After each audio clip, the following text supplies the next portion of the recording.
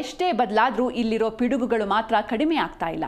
ಗ್ರಾಮೀಣ ಭಾಗದಲ್ಲಿ ಜಾತಿ ವ್ಯವಸ್ಥೆ ಇನ್ನೂ ಕೂಡ ಜೀವಂತವಾಗಿದೆ. ಮುಖ್ಯ ಅಡಿಗೆ ಸಿಬ್ಬಂದಿಯಾಗಿ ದಲಿತ ಮಹಿಳೆ ನೇಮಕ ಹಿನ್ನೆಲೆಯಲ್ಲಿ ಪೋಷಕರು ಟಿಸಿ ಪಡೆದು ಬೇರೆ ಶಾಲೆಗೆ ಮಕ್ಕಳನ್ನ ಸೇರಿಸಿರುವ ಘಟನೆ ಚಾಮರಾಜನಗರದ ಹೊಮ್ಮ ಸರ್ಕಾರಿ ಶಾಲೆಯಲ್ಲಿ ನಡೆದಿದೆ.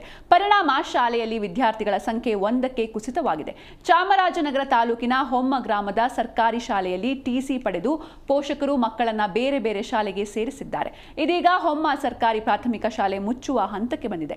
ಕಳೆದ 2024-25ನೇ ಶೈಕ್ಷಣಿಕ ವರ್ಷದಲ್ಲಿ 22 ವಿದ್ಯಾರ್ಥಿಗಳಿದ್ರು. ಈಗಾಗಲೇ 12 ವಿದ್ಯಾರ್ಥಿಗಳ ಟಿಸಿ ಪಡೆದಿದ್ದಾರೆ. ಉಳಿದವರಿಂದಲೂ ಟಿಸಿ ಪಡೆಯಲು ಶಾಲೆಗೆ ಅರ್ಜಿ ಸಲ್ಲಿಕೆಯಾಗಿದ್ದು, ಶಾಲೆಯಲ್ಲಿ ಇದೀಗ ಕೇವಲ ಒಬ್ಬ ವಿದ್ಯಾರ್ಥಿ ಮತ್ತು 2 ಶಿಕ್ಷಕರು ಮಾತ್ರ ಇದ್ದಾರೆ. ಈ ಹಿಂದೆ ಶಿಕ್ಷಕರು ಸರಿಯಾಗಿ ಪಾಠ ಮಾಡ್ತಾ ಇಲ್ಲ ಎಂದು ಪ್ರತಿಭಟನೆ ನಡೆಸಿದ್ರು. ಸರ್ಕಾರಿ ಶಾಲೆ ಶಿಕ್ಷಕರ ವಿರುದ್ಧ ಪೋಷಕರು ಪ್ರತಿಭಟನೆ ಮಾಡಿದ್ರು. ಆದರೆ ಇದೀಗ ಮುಖ್ಯ ಅಡುಗೆ ಸಿಬ್ಬಂದಿಯಾಗಿ ದಲಿತ ಮಹಿಳೆ ನೇಮಕಗೊಂಡಿದ್ದಕ್ಕೆ ಟಿಸಿ ಪಡೆದುಕೊಂಡು ತಮ್ಮ ಮಕ್ಕಳನ್ನ ಬೇರೆ ಶಾಲೆಗೆ ಸೇರಿಸಿದ್ದಾರೆ. ಇಷ್ಟೆಲ್ಲ ನಡೀತಾ ಇದ್ರೂ ಶಿಕ್ಷಣ ಇಲಾಖೆ ಮಾತ್ರ ಕಣ್ಣು ಮುಚ್ಚಿ ಕುಳಿತಿದೆ.